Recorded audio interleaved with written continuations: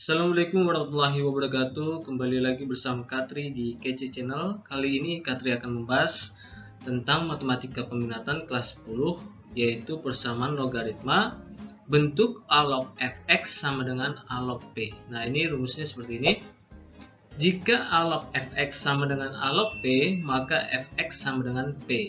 Asalkan a-nya lebih dari 0, a-nya tidak sama dengan 1, dan p-nya adalah lebih dari 0.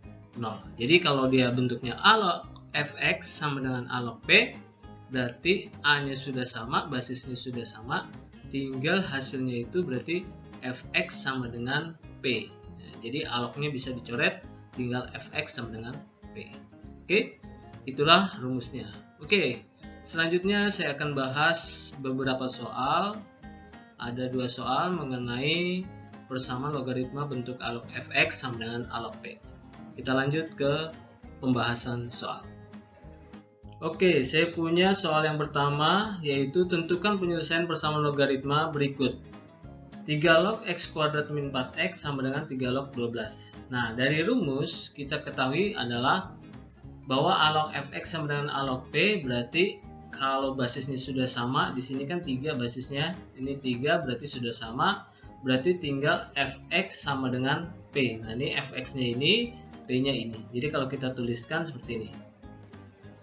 X kuadrat min 4x sama dengan 12. Jadi fx-nya ini dan p-nya ini. 3 log-nya tinggal dicoret atau dihilangkan, gitu kan ya.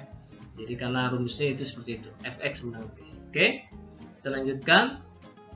Setelah seperti ini berarti 12-nya kita pindahkan posisi yang dari sebelah kanan ke sebelah kiri supaya nanti bisa kita faktorkan.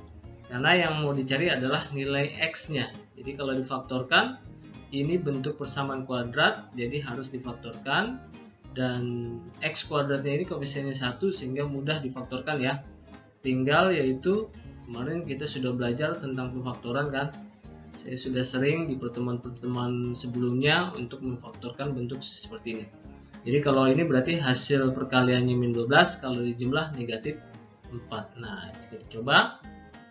Ini berarti x dan x, kemudian kita cari yang hasilnya min 12 kalau dikalikan, tapi kalau dijumlahkan adalah negatif 4.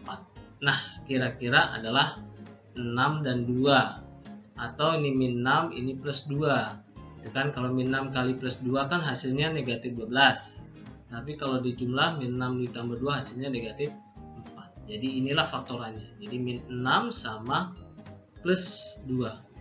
Nah, setelah dapat seperti ini, untuk mendapatkan nilai x berarti kita 0 fungsikan. Berarti x min 6 sama dengan 0, berarti x sama dengan 6. Pindah posisi ya. Min 6 pindah posisi ke sebelah kanan jadi 6. X plus 2 sama dengan 0, berarti x-nya sama dengan plus 2-nya pindah posisi jadi negatif 2. Nah, inilah jawaban buat nomor pertama. Jadi konsepnya, kalau basisnya sudah sama, ini basisnya 3, kemudian sini punya fx dan p, berarti tinggal fx-nya sama dengan p. 3 log-nya tinggal dihilangkan. Nah, kemudian karena ini masih bentuk kuadrat, persamaan kuadrat, maka difaktorkan. Nah, ini sering kita gunakan pemfaktoran. Kalau bentuknya dia koefisiennya 1 lebih mudah, yaitu x kali x kan x kuadrat. Nah, perkaliannya min 12, kalau dijumlah harus negatif 4. Nah, dapatlah hasil seperti ini. Min 6 tambah 2. Min 6 tambah 2, min 6 dikali 2 min 12, min 6 tambah 2 adalah negatif 4. Nah, kemudian langkah berikutnya mencari nol fungsinya. Oke, seperti ini. Jadi dapatnya adalah x-nya 6 atau x-nya negatif 2. Itulah hasil buat nomor 1. Kita lanjutkan ke nomor berikutnya, yaitu nomor kedua. Nah, ini adalah contoh kedua yang bentuknya sama seperti nomor 1, cuma basisnya di sini ada x ya. X-nya, basisnya itu x. Nah, hanya seperti itu ya bedanya ya dari yang pertama tadi. Nah, bagaimana untuk mencarinya? Tetap sama ya. Jadi kita cari fx-nya sama dengan p. Nah, fx-nya sama dengan p. Cuma nanti tambahannya ini, asalkan a-nya lebih dari 0. berarti A-nya itu kan basis, berarti X-nya itu harus lebih dari 0. Jadi yang membedakan hanya himpunan penyelesaiannya dari nomor 1. Oke, langkahnya seperti ini ya. Saya tulis. Langkahnya seperti ini. Kita tetap mencari X-nya dulu. Nah, ini kan seperti ini sama ya. Fx sama dengan P. Kemudian kita pindahkan 12-nya jadi min 12 sama dengan 0. Tadi faktorkan. Yang hasilnya itu tadi min 6 sama plus 2 ya, sama dengan 0. Berarti di sini X min 6 sama dengan 0 berarti X 6.